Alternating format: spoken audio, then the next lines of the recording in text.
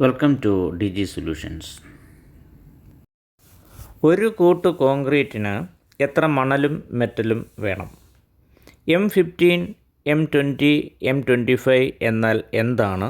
ഇത് എവിടെയൊക്കെ ഉപയോഗിക്കാം? ഒരു ബാഗ് സിമൻറ്റ് ഉപയോഗിച്ച് ഒരു കൂട്ട് കോൺക്രീറ്റ് മിക്സ് ചെയ്യുമ്പോൾ എത്ര മണലും എത്ര മെറ്റലും വേണ്ടി വരുമെന്ന് പറയണമെങ്കിൽ ആദ്യം ഏത് ഗ്രേഡിലുള്ള കോൺക്രീറ്റ് ആണ് തയ്യാറാക്കേണ്ടതെന്ന് അറിയണം. കെട്ടിടത്തിൻ്റെ വിവിധ ഭാഗങ്ങൾ, അതായത് ഫൂട്ടിങ്സിനടിയിലുള്ള PCC, floor concrete, footings, column, beam, slab എന്നിവയൊക്കെ കോൺക്രീറ്റ് ചെയ്യുന്നതിന് വ്യത്യസ്ത ഗ്രേഡിലുള്ള കോൺക്രീറ്റാണ് തയ്യാറാക്കേണ്ടത്. അതിൽ സർവ്വസാധാരണമായി ഉപയോഗിക്കുന്ന പ്രധാനപ്പെട്ട ഗ്രേഡുകൾ M15, M20, M25 എന്നിവയാണ്. ഇവയോരോന്നും എന്താണെന്നും അതിന് എത്രമാത്രം സിമൻറ്റ്, മണൽ, മെറ്റൽ എന്നിവ വേണമെന്നും ഇത് എവിടെയൊക്കെ ഉപയോഗിക്കാമെന്നുമാണ് ഇന്ന് പറയാൻ പോകുന്നത്. ആദ്യം M15, M20, M25 ഗ്രേഡുകൾ എന്താണെന്ന് നോക്കാം. M15 എന്നതിൽ M എന്നത് മിക്സിനെയാണ് സൂചിപ്പിക്കുന്നത്. അതിനുശേഷമുള്ള നമ്പർ അതിൻ്റെ സ്ട്രെങ്തിനെയും സൂചിപ്പിക്കുന്നു. അതായത് ഈ മിക്സ് പ്രകാരം മാനദണ്ഡങ്ങൾ അനുസരിച്ച് ഒരു കോൺക്രീറ്റ് ചെയ്ത് കഴിഞ്ഞാൽ 28 ദിവസത്തിനു ശേഷം അതിന് ലഭിക്കേണ്ടുന്ന സ്ട്രെങ്ത് 15 Nm/mm² ആയിരിക്കും. ഇതിനെ അതിൻ്റെ ക്യാരക്ടറിസ്റ്റിക് കംപ്രസീവ് സ്ട്രെങ്ത് എന്നാണ് പറയുന്നത്. ഇതാണ് M15 എന്നതുകൊണ്ട് ഉദ്ദേശിക്കുന്നത്.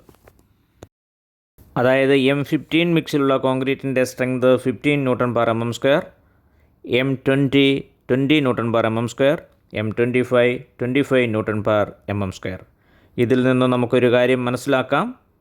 എമ്മിൻ്റെ കൂടെയുള്ള നമ്പർ കൂടുന്തോറും ആ മിക്സിലുള്ള കോൺക്രീറ്റിൻ്റെ സ്ട്രെങ്ത് കൂടുതലായിരിക്കും. അതായത് M15 ഗ്രേഡിനേക്കാൾ സ്ട്രെങ്ത് കൂടുതലായിരിക്കും M20, M25 എന്നീ ഗ്രേഡിലുള്ള കോൺക്രീറ്റുകൾക്ക്. അടുത്തത് മിക്സ് റേഷ്യോ. ഓരോ ഗ്രേഡിനും ഉപയോഗിക്കുന്ന മിക്സ് റേഷ്യോ ഏതാണെന്ന് നോക്കാം. ഉദാഹരണം M15 1:2:4, M20 1:1.5:3, M25 1:1:2. ഓരോ മിക്സിനും എത്രമാത്രം മെറ്റീരിയൽസ് വേണമെന്ന് നോക്കാം. M15 എന്ന ഗ്രേഡിന് ഉപയോഗിക്കുന്ന റേഷ്യോ 1:2:4 എന്നതാണ്.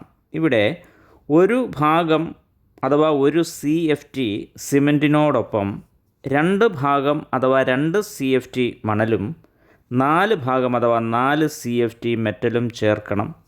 സാധാരണയായി ഒരു കൂട്ട് കോൺക്രീറ്റ് എന്ന് പറഞ്ഞാൽ ഒരു ബാഗ് സിമൻറ്റ് ഉപയോഗിച്ചുള്ള കൂട്ടായിരിക്കും. അപ്പോൾ ഒരു ബാഗ് സിമൻറ്റിന് എത്ര മണലും മെറ്റലും വേണമെന്ന് മനസ്സിലാക്കുന്നതാണല്ലോ പ്രധാനം. ഇവിടെ മണലും മെറ്റലും സാധാരണയായി ക്യൂബിക് അടി അഥവാ CFTയിലാണ് അളക്കുന്നത്. അതുകൊണ്ട് ഇവിടെ ഒരു ബാഗ് സിമൻറ്റ് എത്ര CFT ആണെന്ന് മനസ്സിലാക്കിയാൽ വളരെ എളുപ്പമായിരിക്കും. നമുക്ക് ഒരു ബാഗ് സിമൻറ്റ് പരിഗണിക്കാം. ഒരു ബാഗ് സിമൻറ്റ് എന്നാൽ 1.23 CFT ആണ്. അപ്പോൾ 1:2:4 എന്ന റേഷ്യോ പ്രകാരം എത്ര മണൽ വേണ്ടിവരും? 1.23 × 2 = 2.46. അപ്പോൾ മണൽ CFTയിൽ കിട്ടി. ഇനി മെറ്റലിൻ്റെ അളവ്. ഏതൊരു റേഷ്യോ പ്രകാരവും മെറ്റലിൻ്റെ അളവ് മണലിൻ്റെ അളവിൻ്റെ ഇരട്ടി ആയിരിക്കും. സിമൻറ്റും മണലും തമ്മിലുള്ള അനുപാതം മാറിക്കൊണ്ടിരിക്കും. പക്ഷേ മണലും മെറ്റലും തമ്മിലുള്ള അനുപാതം എപ്പോഴും മണലിൻ്റെ ഇരട്ടി ആയിരിക്കും മെറ്റൽ. അപ്പോൾ മെറ്റൽ എത്ര എന്ന് എഴുതാം? 4.92 CFT. ഇനി M20 മിക്സ് പരിഗണിക്കാം. ഇവിടെ റേഷ്യോ 1:1.5:3, അതായത് 1 CFT സിമൻറ്റിന് 1.5 CFT sand and 3 CFT metal. അപ്പോൾ ഒരു ബാഗ് അഥവാ 1.23 CFT സിമൻറ്റിന് 1.85 CFT സാൻഡും 3.7 CFT മെറ്റലും വേണ്ടി വരും. ഇനി M25 പരിഗണിക്കാം. റേഷ്യോ 1:1:2. അപ്പോൾ ഇവിടെ ഒരു ബാഗ് സിമൻറ്റ് പരിഗണിച്ചാൽ അതിൻ്റെ അതേ അളവിൽ, അതായത് 1.23 CFT സാൻഡ്, അതിൻ്റെ ഇരട്ടി 2.46 CFT മെറ്റൽ എന്നിവ വേണ്ടിവരും. ഇനി ഇതിൻ്റെ സമ്മറി ഒന്ന് പരിശോധിക്കാം.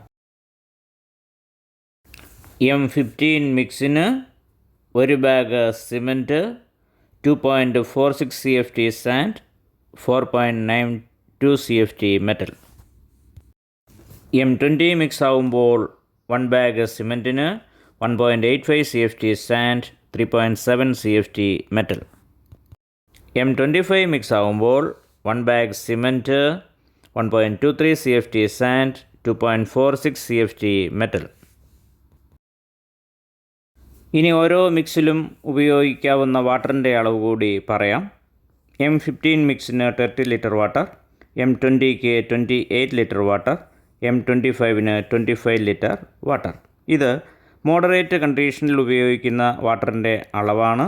നമ്മുടെ സൈറ്റ് കണ്ടീഷൻസ് അനുസരിച്ച് ഇതിന് മാറ്റം വരുത്താവുന്നതാണ്.